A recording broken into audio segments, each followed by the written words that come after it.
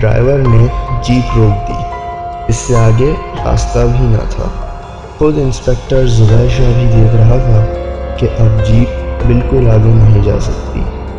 ٹھیک ہے نادر خان، تم جیپ لے کر واپس جاؤ،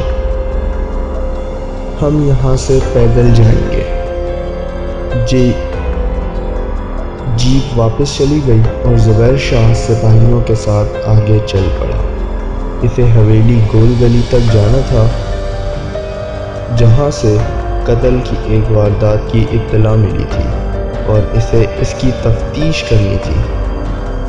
موسم خوشگوار تھا، پہاڑی راستوں کے اطراف ہریالی بھی تھی اور دور تک اونچی نیچی چٹانیں اور چھوٹے چھوٹے خشک ٹیلے بھی نظر آ رہے تھے۔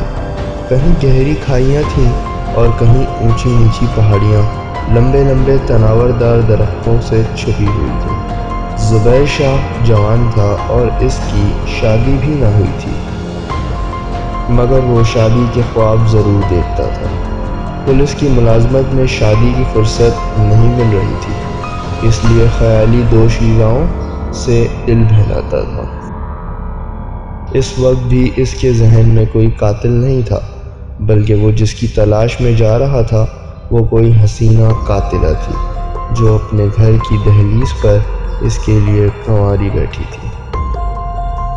ایسے وقت میں آگے چلنے والے ایک سپاہی نے کان پر ہاتھ رکھ کر ماہیہ گانا شروع کر دیا۔ اس کی آواز آس پاس کی چٹانوں سے ٹکرا کر گونجنے لگی اور زبیر شاہ کے دل میں اترنے لگی۔ ماہیہ کے بول میں زبیر اپنی خیالی محبوبہ کو تڑپتے دیکھ رہا تھا۔ جب شام ہونے لگی اور چپکے چپکے تاریکی پھیلنے لگی تو وہ گانے والا سپاہی خاموش ہو گیا۔ وہ دریائے سندیلی کے قریب پہنچ رہے تھے۔ ابھی وہ دریا سے آدھے میل کے فاصلے پر تھے کہ زبیر شاہ کو ایک طرف درختوں کے جھنڈ میں ایک پرانی حویلی نظر آئی۔ زبیر شاہ نے پوچھا، خان، یہاں اس ویرانے میں کون رہتا ہے؟ سپاہی بابو خان نے جواب دیا کہ ہمارے باپ دادا کہتے ہیں کہ دریا کے اس پار حویلی گول گلی کی طرح یہاں بھی ایک چھوٹی سی بستی تھی۔ پتہ نہیں یہ کیسے اجڑ گئی، کچھ مکانات سیلاب وغیرہ میں بہہ گئے، صرف وہ حویلی اب تک اپنی جگہ پر کھڑی ہوئی ہے۔ زبیر شاہ نے حویلی کی طرف دیکھتے ہوئے کہا، روشنی نظر آ رہی ہے، کیا اب بھی وہاں لوگ آباد ہیں؟ جی ہاں، وہاں حویلی کی ایک بوڑھی مالکہ اور اس کی ایک جوان پوتی ہے۔ وہ بڑھیا اپنی ضرورت کا تمام سامان حویلی گول گلی سے خرید کر لے جاتی ہے اور وہاں اپنی پوتی کے ساتھ تنہا رہتی ہے۔ اگر بوڑھی عورت تنہا رہ رہی ہوتی تو اس حویلی سے اتنی دلچسپی کبھی نہ پیدا ہوتی۔ اس کے ساتھ ایک جوان لڑکی کا ذکر آیا تو زبیر شاہ کا دل بے اختیار اس کی طرف کھنچنے لگا۔ کتنا رومانٹک ماحول تھا! گھنے سایہ دار درختوں کے ساتھ شام کی نیم تاریکی میں وہ حویلی شاخوں اور پتوں کے پیچھے سے جھلک رہی تھی اور ایک اونچی کھڑکی سے باہر آنے والی روشنی مدھم مدھم اشاروں کی طرح اپنی طرف بلا رہی تھی۔ اس رومانوی ماحول میں کہیں ایک جوان لڑکی بھی تھی، ہو سکتا ہے کہ وہی اس کے خوابوں کی دلہن ہو اور اس ویرانے میں اس کے لیے اب تک کنواری بیٹھی ہو۔ زبیر شاہ نے سپاہیوں سے کہا، ہم رات کو دریا پار نہیں کریں گے، ہمیں اس حویلی میں رات گزارنی چاہیے، کل صبح گول گلی پہنچ کر قاتل کو تلاش کیا جائے گا۔ ایک سپاہی نے کہا، جناب انسپکٹر صاحب نے کہا تھا کہ ہمیں جلد سے جلد جائے واردات پر پہنچنا چاہیے، اگر ہم نے وقت ضائع کیا تو قاتل بہت دور نکل جائے گا۔ زبیر شاہ کو سپاہی کی بات بہت بری لگی۔ وہ بے چارہ سپاہی جوان انسپکٹر کے جذبات نہیں سمجھ رہا تھا، صرف فرض کا احساس دلا رہا تھا۔ شاہ نے ناگواری سے کہا، اطلاع کے مطابق صبح 4 بجے قتل ہوا تھا، ہم 15 گھنٹے بعد وہاں پہنچیں گے تو کیا قاتل ہمارے انتظار میں وہاں بیٹھا ہوگا؟ تم احمق ہو؟ کیا تم سمجھتے ہو کہ مجھے اپنے فرض کا احساس نہیں؟ اگر تم مجھ سے زیادہ تجربہ کار، چالاک اور دلیر ہو تو اپنے ساتھ ایک سپاہی کو لے کر جاؤ اور اپنے طور پر تفتیش کرو۔ میں صبح وہاں آؤں گا تو مجھے مکمل رپورٹ پیش کرنا۔ زبیر شاہ نے یہ بات غصے میں کہی۔ پھر اس کے دماغ نے کہا کہ جو کچھ وہ کہہ رہا ہے وہی مناسب ہے، کہ اگر سپاہی اس سے پہلے وہاں پہنچ کر اپنے طور پر تفتیش کرتے ہیں تو دوسرے دن اس کے لیے بہت سا کام آسان ہو جائے گا اور وہ خواہ مخواہ کی بھاگ دوڑ سے بچ جائے گا۔ اس منصوبے کا دوسرا پہلو بھی بہت خوبصورت نظر آیا۔ سپاہیوں نے جانے کے بعد وہ تنہا اس حویلی میں رات گزارتا تو اس بڑھیا کی جوان روتی سے کھل کر گفتگو کرنے اور آزادی سے وقت گزارنے کا موقع مل جاتا۔ اس نے خوب اچھی طرح سوچ کر نرمی سے کہا، تم ٹھیک کہتے ہو، وقت ضائع نہیں کرنا چاہیے۔ تم لوگ میرے ساتھ حویلی تک چلو، اگر مجھے وہاں آرام سے رات گزارنے کا موقع ملا تو میں وہاں صبح تک جاؤں گا۔ تم تینوں ابھی سے گول گلی پہنچ کر اپنا کام شروع کر دینا۔ پھر وہ لوگ حویلی کی طرف پیدل ہی چلنے لگے کیونکہ وہاں تک جیپ نہیں جا سکتی تھی۔ حویلی کے دروازے پر پہنچ کر ایک سپاہی نے دستک دی۔ دو چار بار دروازہ اچھی طرح پیٹنے کے بعد ویران حویلی کے اندر زندگی کے آثار نظر آئے۔ دور کسی عورت کے بڑبڑانے کی دھیمی دھیمی سی آواز سنائی دے رہی تھی۔ پھر دروازہ کھل گیا۔ کھلے ہوئے دروازے کے پیچھے ایک بوڑھی عورت ہاتھ میں شمع لیے کھڑی تھی۔ اس کی آنکھیں اندر کو دھنسی ہوئی تھیں، چہرے پر اتنی جھریاں تھیں کہ گنتے گنتے صبح ہو جائے۔ ان جھریوں سے پتہ چلتا تھا کہ وہ 60-70 برس کی ہوگی۔ ویسے بوڑھی ہونے کے باوجود اچھی خاصی صحت کی مالک تھی۔ اس نے آنے والوں کو سر سے پاؤں تک دیکھتے ہوئے کہا، میں سن چکی ہوں کہ چانن کمہار اپنی گھر والی کو قتل کر کے فرار ہو گیا ہے۔ میں یہ بھی جانتی تھی کہ تم لوگ اسے تلاش کرنے کے لیے یہاں آؤ گے کیونکہ یہاں مجرموں کو آسانی سے چھپایا جا سکتا ہے۔ آؤ اندر آ جاؤ اور یہاں کا کونا کونا دیکھ لو۔ میں قانون کا ساتھ دینا اپنا فرض سمجھتی ہوں، بوڑھی عورت نے کہا۔ اس وقت زبیر شاہ کے ذہن صرف ایک جوان دوشیزہ تھی۔ جوانی کے اندھے جذبے اس طرح بھٹکاتے ہیں کہ اصل راستہ گم ہو جاتا ہے۔ زبیر شاہ نے ایک جوان لڑکی کے متعلق سوچتے وقت اس پہلو پر غور نہیں کیا تھا کہ ایک مفرور قاتل ایسی ویران حویلی میں آ کر چھپ سکتا ہے۔ بوڑھی عورت کی بات سن کر اسے اپنے فرض کا احساس ہوا۔ اس نے تائید میں سر ہلا کر کہا، جی ہاں، مجھے اس بات کی خوشی ہے کہ آپ ہمارے ساتھ تعاون کر رہی ہیں۔ میں اس علاقے میں پہلی بار آیا ہوں۔ میں نئے اور پرانے چہروں کو پہچانتی ہوں۔ میں نے اس علاقے میں آدھی صدی گزاری ہے۔ بوڑھے انسپکٹر کی جگہ تمہیں دیکھ کر میں پہلے ہی سمجھ گئی تھی کہ نئے بھی ہو اور اناڑی بھی۔ زبیر شاہ نے اس کی بات میں دلچسپی لیتے ہوئے پوچھا، آپ کیسے کہہ سکتی ہیں کہ میں اناڑی ہوں؟ وہ شمعدان اٹھائے بڑے حال کے ننگے فرش پر چلتی ہوئی بولی، میں ابھی آدھا گھنٹے پہلے گول گلی سے آئی ہوں، وہاں تم اور تمہارے سپاہی نہیں تھے۔ اس کا مطلب ہے کہ تم سیدھے یہاں چلے آئے اور یہاں صرف سستانے اور آرام کرنے آئے ہو۔ مجرموں کی تلاش میں آنے والے سپاہیوں کے انداز ہی کچھ اور ہوتے ہیں۔ اگر تم تلاش میں آتے تو پہلے کسی آدمی کو حویلی کے پچھلے دروازے پر بھیجتے اور یہاں اندر آتے ہی تلاش شروع کر دیتے۔ زبیر شاہ اپنے ماتحتوں کے سامنے جھانک گیا، پھر بات بناتے ہوئے بولا، شاید آپ یہ بات نہیں جانتی کہ ہم پولیس والے چہروں سے جرم کرنے والوں کو پہچان لیتے ہیں۔ آپ کا اطمینان بتا رہا ہے کہ آپ نے کسی مجرم کو چھپانے کا جرم نہیں کیا ہے، پھر بھی میں فرض ادا کرنے کے طور پر تلاشی لوں گا۔ آپ سے درخواست ہے کہ آپ مجھے اس حویلی کا ایک ایک کمرہ دکھائیں۔ زبیر شاہ نے کہا۔ مقصد یہی سامنے تھا کہ شاید وہ جوان لڑکی کسی کمرے میں مل جائے۔ 3 سپاہیوں نے 3 شمعیں روشن کی اور 3 اطراف چلے گئے۔ زبیر شاہ بوڑھی عورت کے ساتھ چلنے لگا۔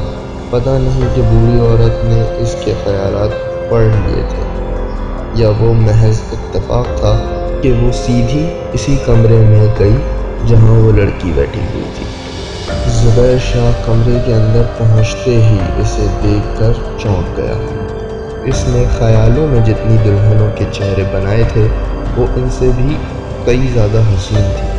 شمع کی روشنی میں اس کی حسن کی چاندنی نکھر رہی تھی۔ اس کے بدن پر ریشمی لباس تھا جس سے اس کے بدن کی شادابیاں جھلک رہی تھیں۔ وہ اس کا سراپا نہیں دیکھ سکا کیونکہ وہ ایک میز کے پیچھے بیٹھی ہوئی تھی۔ اس کے دونوں ہاتھ میز پر رکھے ہوئے تھے۔ میز پر کھانے کے برتن رکھے ہوئے تھے مگر وہ کھانا کھانے کے بجائے خاموش بیٹھی ہوئی تھی۔ دروازے پر آہٹ سن کر اس نے اپنی گھنی پلکوں کو اٹھایا تو اس کی بڑی بڑی سیاہ آنکھیں زبیر شاہ کے ذہن میں سما گئیں۔ وہ ایسی سہمی ہوئی معصوم نظریں تھیں کہ انہیں دیکھتے ہی زبیر شاہ کا دل دھڑکنے لگا اور جسم میں دھیما دھیما سا سرور جاگ اٹھا۔ اس کے دماغ نے کہا، بس یہی منزل ہے، یہیں تھک کر بیٹھ جانا چاہیے۔ فرائض کی ادائیگی تو ہوتی ہی رہتی ہے۔ پروگرام کے مطابق تینوں سپاہیوں کو حویلی گول گلی بھیج دینا چاہیے۔ تینوں اپنا کام کرتے رہیں گے اور وہ یہاں تنہا عزوشیزہ کے دل کی طرف اپنا راستہ بناتا رہے گا۔ اس بوڑھی عورت نے آگے بڑھ کر اس شمعدان کو اس لڑکی کے قریب میز پر رکھ دیا۔ لڑکی کے چہرے کے نقوش اور زیادہ واضح ہو گئے۔ بڑھیا نے کن اکھیوں سے زبیر شاہ کی طرف دیکھا اور لڑکی کی طرف دیکھتی ہوئی بولی،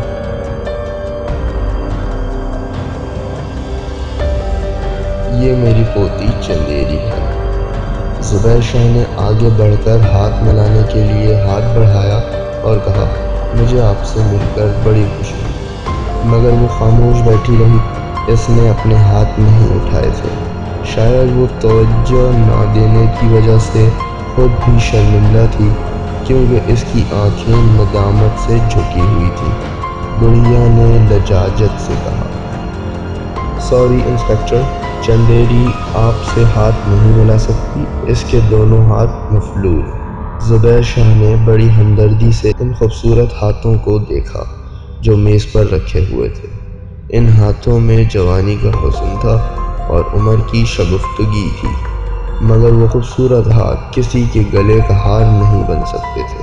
وہ ہاتھ جس حسینہ کی ملکیت تھے اس حسینہ کی زلفیں بھی نہیں سنوار سکتے تھے۔ کتنی مجبور تھی وہ ہاتھوں کے بغیر۔ وہ بالکل ایک خاموش مجسمے کی طرح بیٹھی ہوئی تھی۔ بوڑھی عورت پلیٹ سے لقمے اٹھا کر اسے کھلانے لگی۔ زبیر شاہ کی سمجھ میں نہیں آ رہا تھا کہ ایسے وقت میں کس طرح ہمدردی کا اظہار کرنا چاہیے۔ اس نے کچھ سوچتے ہوئے کہا، آپ کی پوتی بہت حسین ہے، کیا آپ بتا سکتی ہیں کہ اس کے ہاتھ کیسے مفلوج ہوئے؟ یہ پیدائشی طور پر ہی ایسی ہے، زبیر شاہ نے افسوس بھرے انداز میں کہا۔ مجھے اس سے بے حد ہمدردی ہے۔ اسے دیکھ کر یوں لگتا ہے کہ جیسے یہ اپنے اندر بہت سے دکھ سمیٹ بیٹھی ہو۔ انسپکٹر، اس کے دکھوں کا حساب کرو گے تو قاتل ہاتھ سے نکل جائے گا۔ جاؤ اور اپنا فرض ادا کرو۔ کسی کے دکھ اور مصیبت میں کام آنا بھی میرا فرض ہے۔ میرے سپاہی دوسرے فرض کی ادائیگی کے لیے ابھی حویلی گول گلی جائیں گے۔ اگر آپ کو اعتراض نہ ہو میں یہ رات یہیں گزار دوں۔ بوڑھی عورت نے اس کی طرف دیکھ کر مسکرائی۔ ہماری حویلی ایسی جگہ ہے کہ کتنے ہی بھولے بھٹکے مسافر یہاں آ کر پناہ لیتے ہیں، اور تم تو پولیس انسپکٹر ہو، جان و مال کے محافظ ہو، تمہارے یہاں رہنے پر میں کیسے اعتراض کر سکتی ہوں؟ انسپکٹر زبیر شاہ نے اس کا شکریہ ادا کیا تو وہ ہاتھ اٹھا کر بولی، لیکن میں تمہیں فرض کا احساس بھی دلانا چاہتی ہوں۔ وہ تینوں سپاہی صرف لاٹھیاں لے کر قاتل کے پیچھے جائیں گے تو وہ ہاتھ نہیں آئے گا۔ آپ یہاں رہتی ہیں تو قاتل کو بھی اچھی طرح جانتی ہوں گی، آپ مجھے اس کے متعلق بتائیں، میں اسے گھیرنے کی تدبیر کروں گا۔ یہ کہہ کر زبیر شاہ چندیری کے سامنے والی کرسی پر بیٹھ گیا۔ بوڑھی عورت نے چندیری کو کھانا کھلاتے ہوئے کہا، اس کا نام چانن کمہار ہے، وہ ایک قد آور جوان ہے، تمہاری طرح صحت مند بھی ہے، وہ دلیر ہے مگر چالاک نہیں۔ بستی والے کہتے ہیں کہ اس پر کسی چڑیل کا سایہ پڑ گیا ہے، اس لیے اس نے اپنی خوبصورت بیوی کو قتل کر دیا ہے۔ قتل کی کوئی نہ کوئی وجہ ہوتی ہے، قانون یہ تسلیم نہیں کرے گا کہ ایک چڑیل کے لیے قتل کیا گیا ہے۔ کیا اس چڑیل کا کوئی وجود ہے؟ اسے کسی نے نہیں دیکھا، لیکن چانن کمہار خود لوگوں کو بتایا کرتا تھا کہ رات کو دریا کے کنارے ایک بہت ہی حسین عورت اس سے ملنے آتی ہے اور اسے اپنے ساتھ چلنے کے لیے کہتی ہے۔ مجرم یا ملزم کوئی ایسی من گھڑت باتیں کہہ کر سزا سے نہیں بچ سکتا۔ سزا تو اس وقت ہوگی جب وہ پکڑا جائے گا۔ تمہارے سپاہی صرف لاٹھیوں سے ہانک کر اسے حوالات تک نہیں لے جا سکتے، کیونکہ وہ چڑیل اس کی حفاظت کرتی ہے۔ ابھی تو آپ کہہ رہی تھیں کہ اس چڑیل کو کسی نے نہیں دیکھا ہے، پھر چشمدید گواہ کیسے ملیں گے؟ بڑھیا نے کرسی کی پشت سے ٹیک لگا کر جواب دیا، دیکھنے والے کہتے ہیں کہ جب چانن کمہار اپنی بیوی کو قتل کرنے کے بعد وہاں سے بھاگنے لگا تو بستی کے 4 جوانوں نے اس کا پیچھا کیا۔ اس وقت صبح کے 4 بجے تھے اور رات کا دم توڑتا اندھیرا بھی باقی تھا۔ چانن کمہار کا پیچھا کرنے والے جوان اچانک ہی ٹھٹک کر کھڑے ہو گئے۔ نیم تاریکی میں انہیں 2 سوکھے ہاتھ نظر آئے۔ ان ہاتھوں نے سب سے آگے والے جوان کا گلا دبوچ لیا۔ یہ منظر دیکھ کر 2 جوان خوف سے بھاگ گئے۔ تیسرا جوان دلیر تھا، وہ آگے بڑھ کر ان سوکھے ہاتھوں سے اپنے ساتھی کی گردن چھڑانے لگا۔ اس کے ساتھی کی گردن چھوٹ گئی مگر دونوں کے منہ پر دونوں ہاتھوں کا تھپڑ پڑا۔ وہ دونوں لڑکھڑا کر نیچے گرے، پھر جلدی سے اٹھ کھڑے ہوئے، لیکن انہوں نے دوبارہ آگے بڑھنے کی ہمت نہیں کی۔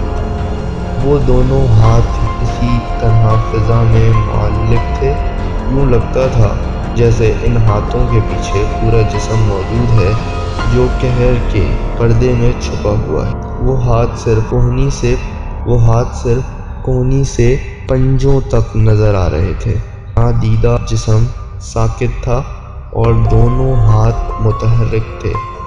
عورت کی باتیں سن کر زبیر شاہ کی نظریں بے اختیار چندیری کے ہاتھوں کی طرف گئی تھیں۔ وہاں اس کے برعکس تھا، بڑھیا بھی اپنی پوتی کے ہاتھ کی طرف دیکھ کر رہی تھی۔ پھر وہ حسرت سے بولی، اب دیکھو نا، میری پوتی کے بھی ہاتھ کام نہیں کرتے۔ میری بڑی تمنا ہے کہ کسی طرح اس کے ہاتھ ٹھیک ہو جائیں۔ کوئی چاہنے والا اسے محبت سے پھول پیش کرے اور یہ شرما کر ہاتھ بڑھاتی اور وہ پھول قبول کر لیتی۔ کوئی چاہنے والا اسے محبت سے پھول پیش کرے اور یہ شرما کر ہاتھ بڑھاتی اور وہ پھول قبول کر لیتی۔ اس کی بات ادھوری رہ گئی۔ تینوں سپاہی حویلی کی تلاشی لینے کے بعد اس کمرے میں آ گئے تھے۔ سپاہی بابو خان نے کہا، جناب، ہم نے حویلی کا کونا کونا چھان مارا، قاتل یہاں نہیں ہے اور حویلی کا پچھلا دروازہ بھی اندر سے بند ہے۔ یہ نہیں سوچا جا سکتا کہ وہ پچھلے دروازے سے فرار ہو گیا ہے۔ ٹھیک ہے، میں پہلے ہی ماں جی کا چہرہ دیکھ کر سمجھ گیا تھا کہ یہاں قاتل کو پناہ نہیں دی گئی ہوگی۔ تم تینوں حویلی گول گلی چلے جاؤ، میں صبح وہاں پہنچ جاؤں گا۔ انسپکٹر، اپنے سپاہیوں سے کہو کہ اگر چانن کمہار کہیں نظر آئے تو اسے نقصان پہنچانے کی کوشش نہ کریں۔ یہ لوگ وہاں پہنچیں گے تو بستی والے انہیں بھی ان ہاتھوں کی کہانی سنائیں گے۔ بہتر ہے کہ یہ کسی نادیدہ قوت سے نہ ٹکرائیں۔ صرف یہ معلوم کریں کہ چانن کمار نے کہاں پناہ لی ہے۔ میرا خیال ہے کہ اسے دن کی روشنی میں گھیرا جائے تو شاید وہ ہاتھ اس کی مدد نہیں کر سکیں گے۔ چندیری کی دادی کا مشورہ مناسب تھا۔ زبیر شاہ نے سپاہیوں سے کہا کہ وہ اس کے مشورے پر عمل کریں۔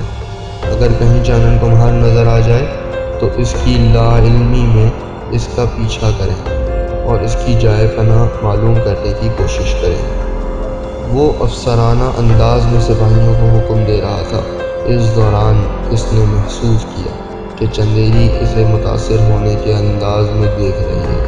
اس نے سر گھما کر دیکھا تو وہ اس کی وردی اور صحت مند جسم کو بڑی توجہ سے دیکھ رہی تھی۔ زبیر شاہ کا سینہ فخر سے تن گیا۔ وہ سپاہیوں کے سامنے کچھ اور زیادہ افسرانہ اور تحکمانہ انداز اختیار کرنے لگا تاکہ وہ حسینہ اس سے مرعوب ہوتی رہے۔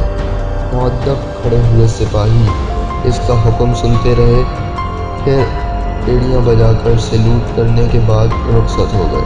زبیر شاہ نے گردن اکڑا کر افسرانہ شان سے چندیری کی طرف دیکھا تو وہ جلدی سے نظریں چرانے لگی۔ اس کی دادی نے اپنی جگہ سے اٹھتے ہوئے کہا، انسپکٹر، میں تمہارے رات گزارنے کے لیے کمرہ ٹھیک کرتی ہوں، تم میرے ساتھ چلو، وہیں کھانا وغیرہ بھی کھا لینا۔ زبیر شاہ نے چندیری کے چہرے کی طرف دیکھتے ہوئے کہا، میں یہاں بھی کھانا کھا سکتا ہوں، اگر آپ کو کوئی تکلیف نہ ہو تو یہیں کھانا لے آئیں۔ بوڑھی عورت نے اسے ذرا ناگواری سے دیکھا، پھر اپنی پوتی کو دیکھنے لگی۔ چندیری نے اپنی دادی کو ایسی نظروں سے دیکھا جیسے آنکھوں ہی آنکھوں سے کہہ رہی ہو، تم چلی جاؤ اور انسپکٹر کو یہیں رہنے دو۔ بڑھیا ایک جھٹکے سے گھوم کر باہر جانے لگی، پھر دروازے کے پاس جا کر رک گئی۔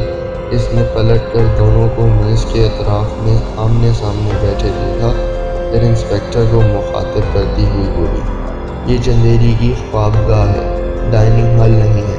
انسپکٹر، تمہیں کچن میں آ کر کھانا کھانا چاہیے۔ وہ اپنی بات کا جواب سنے بغیر باہر چلی گئی۔ زبیر شاہ نے طنزی انداز میں مسکرا کر اسے جاتے ہوئے دیکھا، پھر گھوم کر چندیری سے بولا، تمہاری دادی کو میرا یہاں بیٹھنا ناگوار گزر رہا ہے۔ چندیری نے کوئی جواب نہیں دیا، چپ چاپ سر جھکائے بیٹھی رہی۔ زبیر شاہ نے پوچھا، کیا تمہیں بھی میری موجودگی ناگوار گزر رہی ہے؟ چندیری نے نفی میں سر ہلا دیا۔ یہ خاموش جواب سن کر زبیر شاہ کو خوشی ہوئی کہ اس حسینہ کو اس کی موجودگی گراں نہیں گزر رہی۔ چندیری، میں بہت دیر سے یہاں بیٹھا ہوا ہوں مگر ابھی تک تمہاری آواز نہیں سنی، کیا تم قوت گویائی سے محروم ہو؟ اس نے پھر نفی میں سر ہلایا۔ یعنی تم بول سکتی ہو؟ اس نے اثبات میں سر ہلا دیا۔ تعجب ہے، سوا سیر کا سر ہلا رہی ہو، چھٹانک بھر بھی زبان نہیں چلاتی ہو۔ اس کے رس بھرے ہونٹوں پر مسکراہٹ آ گئی۔ زبیر شاہ کے جی میں آیا کہ اس میٹھی رس بھری مسکراہٹ کو چرا لے، لیکن چوری کی راہیں بھی ابھی کھل رہی تھیں، اس لیے وہ صبر کیے بیٹھا رہا۔ وہ آہستہ سے بولی، میں زیادہ نہیں بولوں گی، دادی اماں آ جائیں گی، میں آپ سے التجا کرتی ہوں کہ آپ رات یہاں نہ گزاریں، اگر تم مجھے بار خاطر سمجھتی ہو تو میں یہاں سے چلا جاؤں گا۔ چندیری نے اسے یوں نظریں اٹھا کر دیکھا جیسے اس کے جانے کے ذکر سے اسے صدمہ پہنچا ہو۔ آپ بار خاطر نہیں ہیں، آپ بہت اچھے انسان ہیں، میں یہاں تنہا زندگی گزارتی ہوں، مجھے بھی ایک ساتھی کی کمی محسوس ہوتی ہے، آخر میں بھی تو انسان ہوں۔ میں دل سے چاہتی ہوں کہ آپ یہاں سے کبھی نہ جائیں، مگر یہ بھی چاہتی ہوں کہ آپ پر کوئی آنچ نہ آئے۔ آپ یہ رات یہاں گزاریں گے تو پھر آپ اس رات کی صبح نہیں دیکھ سکیں گے۔ اس کی آواز خوف سے لرز رہی تھی۔ زبیر شاہ ذرا سنبھل کر بیٹھ گیا۔ پہلے اس نے محتاط نظروں سے دروازے کی طرف دیکھا، پھر پلٹ کر پوچھا، تم سہمی ہوئی ہو؟ مجھے بتاؤ کیا بات ہے، میں تمہاری مدد کروں گا۔ آپ میری مدد نہیں کر سکیں گے۔ اگر میرے دونوں ہاتھ مفلوج نہ ہوتے تو میں آپ کو یہاں سے جانے کے لیے نہ کہتا اور تمام رات آپ کی حفاظت کرتا۔ زبیر شاہ کا تجسس بڑھتا جا رہا تھا۔ وہ حویلی ہر لمحے پر اسرار بنتی جا رہی تھی۔ اسے بچپن کی سنی ہوئی کہانی یاد آئی جس میں ایک دیو نے ایک حسین شہزادی کو لے جا کر ایک قلعے میں قید کر دیا تھا۔ ایک شہزادے نے آ کر اس شہزادی کو دیو کے چنگل سے چھڑایا تھا۔ زبیر شاہ نے اپنے سینے پر ہاتھ رکھ کر کہا، اگر تم کسی مصیبت میں گرفتار ہو تو یہ سمجھ لو کہ تمہاری بد نصیبی کے دن ختم ہو گئے ہیں۔ تمہارے دونوں ہاتھ بیکار ہیں مگر میرے دونوں ہاتھ فولاد کی طرح مضبوط ہیں۔ تم مجھ سے کچھ نہ چھپاؤ، بے خوف و خطر بتاؤ کہ تم کس لیے سہمی ہوئی ہو۔ میں صرف آپ کے لیے خوفزدہ ہوں۔ آپ سمجھتے کیوں نہیں؟ وہ دھیمی آواز میں ایک ایک لفظ پر زور دیتی ہوئی بولی۔ تم سمجھاؤ گی تو سمجھوں گا۔ یہ اچھی طرح سمجھ لو کہ میں تمہیں چھوڑ کر نہیں جاؤں گا۔ نہیں پلیز، آپ میرے خاطر یہاں سے چلے جائیں۔ میں تمہارے خاطر ہی یہاں رات گزارنے آیا ہوں۔ زبیر شاہ کی اس بات پر وہ پریشان ہو کر بولی، آپ بہت ضدی ہیں۔ میں کیا کروں؟ میری سمجھ میں نہیں آتا۔ اگر آپ یہاں رہنے پر بضد ہیں تو کم از کم میرے ایک مشورے پر عمل کریں۔ جس کمرے میں آپ رات گزاریں اس کا دروازہ اندر سے بند رکھیں اور صبح سے پہلے دادی اماں کا سامنا نہ کریں۔ آخر بات کیا ہے؟ کیا مجھے تمہاری دادی اماں سے کوئی خطرہ ہے؟ ہاں، میں بھی آپ کو نہیں بتا سکتی کہ وہ کتنی خطرناک ہیں۔ آدھی رات کے بعد ان کا مزاج، ان کا چہرہ اور ان کی شخصیت بدل جاتی ہے۔ یہ تم قصے کہانیوں والی باتیں کر رہی ہو۔ وہ بڑی بے صبری سے بولی، ابھی میں آپ کو یقین نہیں دلا سکتی۔ وہ ٹھیک 3 بجے اپنے کمرے میں جا کر سو جاتی ہیں۔ جب وہ سو جائیں تو آپ 3 بجے کے بعد میرے کمرے میں آئیں۔ میں نے ان سے جو کچھ کہا ہے اس وقت اس کا ثبوت پیش کر دوں گی۔ ابھی یہاں سے کچن میں چلے جائیں۔ وہ کچن میں آپ کا انتظار کر رہی ہیں۔ اگر انہیں ذرا سا بھی شبہ ہو گیا تو آپ کے ساتھ میری بھی شامت آ جائے گی۔ اسے خوف زدہ دیکھ کر زبیر شاہ اپنی جگہ سے اٹھتے ہوئے بولا، اچھی بات ہے، میں جا رہا ہوں مگر ٹھیک 3 بجے کے بعد یہاں آؤں گا۔ کیا تم میرے لیے جاگتی رہو گی؟ ہاں، میں گہری نیند سونے کی عادی ہوں مگر آج آپ کے لیے جاگتی رہوں۔ زبیر شاہ نے اسے بڑی میٹھی نظروں سے دیکھا، پھر مسکراتا ہوا کمرے سے باہر چلا گیا۔ بوڑھی عورت کچن میں اس کے لیے انڈوں کا آملیٹ بنا رہی تھی۔ اسے دیکھ کر مسکراتی ہوئی بولی، کچن کے ساتھ ہی ڈائننگ روم ہے، تم وہاں بیٹھو، میں کھانا لے کر آتی ہوں۔ آگے بڑھ کر پلیٹیں اٹھاتے ہوئے کہا، آپ بوڑھی ہو کر میرے لیے تکلیف اٹھا رہی ہیں، میں آپ کا ہاتھ بٹانا چاہتا ہوں۔ میں بوڑھی ضرور ہوں مگر تمہارے جیسے جوان کی کلائی پکڑ لوں تو چھڑا نہیں سکو گے۔ زبیر شاہ کو یوں محسوس ہوا جیسے ایک نادیدہ استخوانی پنجے نے اس کی کلائی پکڑ لی ہو۔ وہ خیالی گرفت بڑی مضبوط تھی۔ اس نے چونک کر وحشت زدہ نظروں سے اس بوڑھی خبیثہ کو دیکھا جو دوسری طرف منہ کیے کیتلی میں چائے انڈیل رہی تھی۔ زبیر شاہ نے سر جھکا کر اپنی کمر سے لگے ہوئے لشکر کو دیکھا جس میں بھرا ہوا ریوالور تھا۔ ریوالور کی موجودگی سے وہ مطمئن ہو کر مسکرانے لگا۔ بوڑھی عورت چائے کا کپ اور کیتلی ٹرے پر رکھ کر اٹھاتے ہوئے بولی، میرے ساتھ آؤ، کھانے کے بعد تمہیں ایسی چائے پلاؤں گی کہ تمام رات ख्वाबों में जन्नत की सैर करते रहोगे। ज़ुबैर शाह ने रोटी और सालन की प्लेट उठाकर इसके साथ चलते हुए कहा, मैं आपको ये बताना भूल ही गया कि मैं चाय नहीं पीता। बुढ़िया ने चौंक कर इसे देखा, फिर इससे नजरें टकराते ही संभल कर बोली, ताज्जुब है, आजकल के नौजवान चाय बड़े शौक से पीते हैं और तुम इससे परहेज करते हो। अगर तुम कहो तो मैं दूध गर्म करके ले आऊं। ज़ुबैर शाह ने प्लेट मेज़ पर रखते हुए कहा, मेरे सामने जो खाना है मैं सिर्फ वही खाऊंगा। दूध बच्चे पीते हैं, हम पुलिस वालों को सिर्फ दुश्मनों का लहू उछालते हुए मज़ा आता है। वो मेज़ के दूसरी तरफ रखी हुई कुर्सी पर बैठते हुए नागवारी से बोली, तुम बहुत ज़्यादा ही डींगे मारते हो। मैंने तुमसे कहा था कि तुम अनाड़ी हो, मगर मेरी बात तुम्हारी समझ में नहीं आई। ये कैसी नादानी और नातजर्बेकारी है कि बगैर सोचे समझे इस हवेली में रात गुजारने के लिए तैयार हो गए। ज़ुबैर शाह ने लुक़मा चबाते हुए अनजान बनकर पूछा, क्यों, इस हवेली में ऐसी क्या बात है?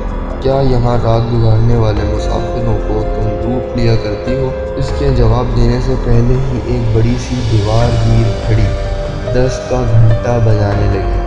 बड़े ही पुराने तर्ज की घड़ी थी जो अब नायाब हो गई थी। बहरहाल इस वीरान हवेली में टन टन की आवाज़ बड़ी एसाब शिकन थी। जब आवाज़ गूंजते गूंजते फिज़ा में तहलील हो गई तो वो बूढ़ी थके हुए अंदाज में बोली, अभी तो 10 ही बजे हैं, क्या तुम 12 बजाना चाहती हो? मैं चाहती हूँ कि इस हवेली में तुम्हारे 12 ना बजे, या तो तुम 12 बजे से पहले इस हवेली को छोड़कर चले जाओ, या फिर वो कमरा मैं तुम्हें रात गुजारने के लिए दूँ, इसका दरवाज़ा अंदर से बंद कर लेना और सुबह से पहले बाहर ना निकलना। ज़ुबैर शाह की पेशानी पर शिकने पड़ गई। वो उलझी हुई नज़रों से बूढ़ी औरत को देखने लगा। यही बात इससे चंदेरी ने भी कही थी। इसने कहा, तुम अपनी बातों से मुझे उलझा रही हो, साफ साफ कहो क्या कहना चाहती हो। बूढ़ी औरत ने कुर्सी की पुश्त से टेक लगाकर एक गहरी सांस लेते हुए कहा, ये बात मैं तुम्हें बहुत पहले बता देना चाहती थी, मगर चंदेरी के सामने ना कह सकी। मेरी समझ में नहीं आ रहा था कि मैं किस तरह तुम्हें इस खूबसूरत चुड़ैल से दूर रखूं।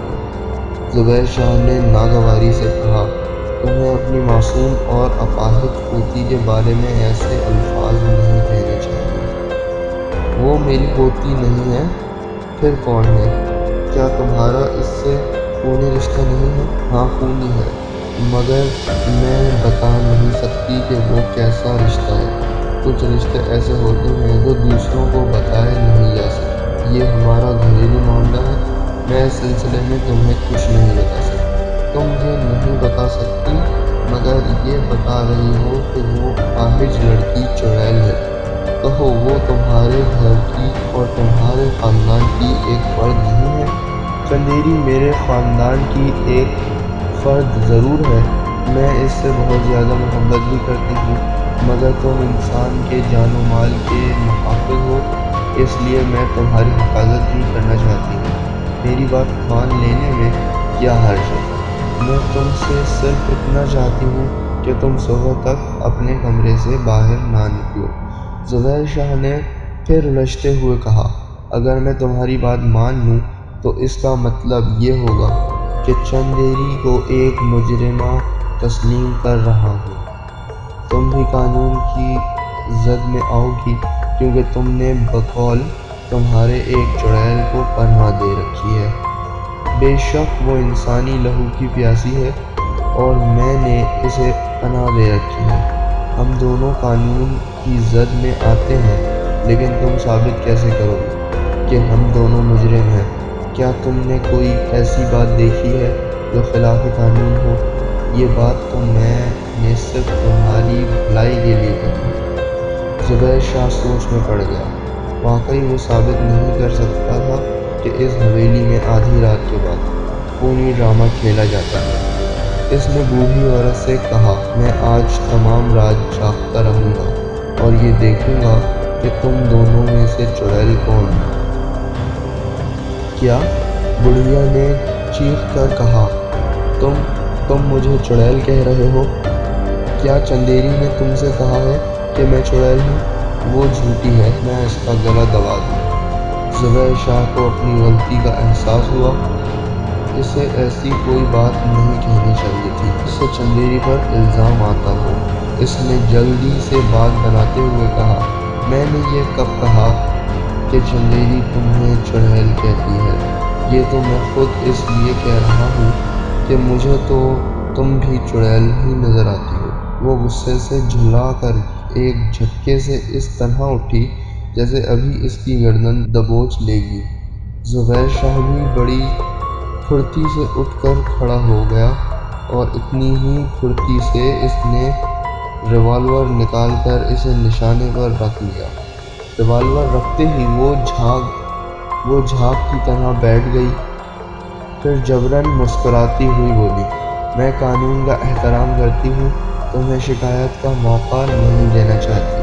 وہ فوراً ہی گرم ہو جاتی تھی اور فوراً ہی نرم پڑ جاتی تھی۔ ریوالور کو دیکھتے ہی اس کے جبراً مسکرانے کا انداز بتا رہا تھا کہ وہ بہت مکار ہے۔ زبیر شاہ نے ریوالور کو اپنے سامنے میز پر رکھ کر بیٹھتے ہوئے کہا، اگر تم قانون کا احترام کرتی ہو تو اس بات کا ثبوت پیش کرو کہ چندیری وہ نہیں ہے جو نظر آتی ہے۔ میں کسی ثبوت کے بغیر تمہاری بات تسلیم نہیں کروں گا۔ وہ ہچکچاتی ہوئی بولی، میں کیسے ثبوت پیش کروں؟ آدھی رات کے بعد وہ جس بھیانک روپ میں آتی ہے اسے تم دیکھ نہیں سکو گے، اور اگر دیکھنے کے لیے اس کا سامنا کرو گے تو پھر یہ حویلی تمہارا مدفن بن جائے گی۔ آج تک کوئی تشدد گواہ اس حویلی سے باہر نہیں جا سکا۔ میں ان دھمکیوں میں آنے والا نہیں ہوں۔ تم غلط سمجھ رہے ہو، میں تمہیں خوفزدہ نہیں کرنا چاہتی۔ تمہیں چندیری کے اصل روپ کو سمجھنے کے لیے ذرا عقل سے کام لینا چاہیے۔ کیا تم نے چندیری کے دونوں ہاتھوں کو نہیں دیکھا؟ تم شاید میری بات کا یقین نہیں کرو گے، مگر یہی دونوں ہاتھ چانن کمہار کی حفاظت کرتے ہیں۔ وہ ہاتھ ابھی اس لیے مفلوج ہیں کہ حویلی سے باہر جا کر اس قاتل نوجوان کی حفاظت کر رہے ہیں۔ آدھی رات کے بعد جب وہ اپنے اصلی روپ میں آئے گی تو وہ دو ہاتھ اسے واپس مل جائیں گے۔ زبیر شاہ بڑی گہری نظروں سے بوڑھی عورت کا چہرہ دیکھ رہا تھا۔ وہ بڑی سنجیدگی سے یہ باتیں کہہ رہی تھی۔ زبیر شاہ نے کہا، تم کہتی ہو کہ مجھے ذرا عقل سے کام لینا چاہیے، مگر عقل ایسی باتیں تسلیم نہیں کرتی۔ پھر میں کیسے تسلیم کر لوں کہ وہ مفلوج ہاتھوں والی ایسی ظالم ہے جیسا کہ تم لفظوں میں پیش کر رہی ہو؟ بوڑھی اپنی جگہ سے اٹھتی ہوئی بولی، ہاں تم میری بات کا یقین نہیں کرو گے۔ ایک حسین نوجوان عورت کے سامنے بوڑھی کھنڈر نما عورت کی باتیں بے وزن ہوتی ہیں۔ زبیر شاہ کھانا ختم کر چکا تھا، اپنے ریوالور پر اپنی جگہ سے اٹھ گیا۔ وہ زبیر شاہ کو اس کمرے کی طرف لے جانے چاہتی تھی جو اس کے لیے مخصوص تھا۔ اس کے ساتھ چلتے ہوئے بوڑھی عورت نے کہا، تمہارا کمرہ بہت محفوظ ہے، کھڑکیاں اور دروازے اندر سے بند ہو جاتے ہیں۔ کیا میں یقین کروں کہ تم میری بات پر عمل کرو گے؟ میری سمجھ میں نہیں آتا کہ چندیری کے متعلق ایسی باتیں کیوں کر رہی ہو جبکہ تم اس سے بے حد محبت کرتی ہو۔ کیا تمہیں اس بات کا ڈر نہیں ہے کہ میں کسی طرح بھی قانونی ہیرا پھیری سے اسے گرفتار کر سکتا ہوں اور اسے اذیتیں پہنچا کر اس کی اصلیت معلوم کر سکتا ہوں؟ وہ ایک کمرے کے دروازے آ کر رک گئی، پھر اسے دیکھ کر مسکراتی ہوئی بولی، اسے اذیتیں پہنچانا تو بہت دور کی بات ہے۔ وہ اتنی حسین اور نازک ہے کہ تم اسے صرف ایک پھول کی طرح چھونا چاہو گے۔ یہ تمہارا کمرہ ہے، جاؤ آرام سے بستر پر لیٹ کر اپنے دل کو ٹٹولو کہ تم کسی حال میں بھی اس پر ظلم کرو گے یا اسے اپنی آغوش میں لینے کی تمنا کرو گے۔ زبیر شاہ نے اسے گہری نظروں سے دیکھتے ہوئے کہا، تم بھی یہاں سے جا کر اپنے دل کو ٹٹولو اور اپنے جھوٹ اور سچ کو سمجھو۔ ویسے بھی سمجھ گیا ہوں کہ تم محض اپنی حسین پوتی کو مجھ سے دور رکھنے کے لیے اسے ایک بھیانک روپ میں پیش کر رہی ہو۔ میں اناڑی نہیں ہوں جیسا کہ اب تک تم مجھے کہتی آئی ہو۔ یہ کہہ کر زبیر شاہ نے دروازہ اندر سے بند کر دیا۔ بوڑھی عورت بند دروازے کو گھورنے لگی، پھر وہ بہت آہستگی سے زیر لب بڑبڑانے لگی، چراغ بجھنے سے پہلے بہت زیادہ بھڑکتا ہے، اس اناڑی کی زبان بھی بند ہونے سے پہلے کینچی کی طرح تیزی سے چل رہی ہے، بہت جلد ہی یہ زبان کی کینچی بند ہو جائے گی۔ وہ بڑبڑاتی ہوئی وہاں سے چلی گئی۔ زبیر شاہ کمرے میں آ کر پہلے چاروں طرف نظریں دوڑانے لگا۔ کمرے کے کھڑکی اور دروازے اندر سے بند تھے، پھر بھی اس نے سوچا کہ سونے سے پہلے وہ کمرے کے در و دیوار اچھی طرح چیک کرے گا، مگر نیند ابھی آنکھوں سے کوسوں دور تھی۔ ابھی وہ بہت کچھ سوچنا چاہتا تھا۔ دادی اور پوتی کی باتوں نے اسے الجھا کر رکھ دیا تھا۔ ان کی باتوں کی روشنی میں یہ سمجھنا اور پرکھنا ضروری تھا کہ دونوں میں کون سچی اور کون جھوٹی ہے۔ اس نے سگریٹ کیس اور لائٹر جیب سے نکال کر ایک ٹپائی پر رکھا اور قریب ہی ایک ایزی چیئر پر نیم دراز ہو گیا۔ پہلے اس نے چندیری کے متعلق سوچنا شروع کر دیا۔ اس کے متعلق سوچتے ہوئے وہ تصویر میں اپنے مفلوج ہاتھ لیے اس کے سامنے آ کر بیٹھ گئی۔ اس کی شہد ٹپکانے والی رسیلی آواز، اس کی معصومیت، آنکھوں کو چکا چوندھ کرنے والا حسن اور جاذب نظر بدن، سب کچھ ایسا تھا کہ اسے کسی پہلو سے بد شکل چڑیل نہیں کہا جا سکتا تھا۔ پھر بچپن میں سنی ہوئی باتیں یاد آئیں کہ چڑیلیں خوبصورت عورت کے روپ میں آتی ہیں، ان کی پہچان یہ ہے کہ ٹخنوں کی طرف سے ان کے پنجے پیچھے کی طرف مڑے ہوتے ہیں اور چندیری کے دونوں ہاتھ مفلوج تھے، اس طرح وہ پیچھے کی طرف بھی مڑ سکتے تھے۔ اس نے چشم تصور میں اس کے دونوں ہاتھوں کو پیچھے کی طرف مڑے ہوئے دیکھا، اس کے باوجود وہ ایک ذرا سی بدصورت یا قابل نفرت نظر نہیں آئی، بلکہ بہت مجبور، معصوم اور ہمدردی کے قابل نظر آئی تھی۔ زبیر شاہ کو اس کی مخالفت میں صرف ایک پوائنٹ ملا، وہ یہ کہ چڑیلیں حسین عورت کے روپ میں سامنے آتی ہیں۔ اس نے اس پوائنٹ کو محفوظ رکھا، پھر سگریٹ کیس سے ایک سگریٹ نکال کر اس بوڑھی عورت کے متعلق سوچنے لگا۔ سگریٹ اس کے ہونٹوں میں دبا ہوا تھا،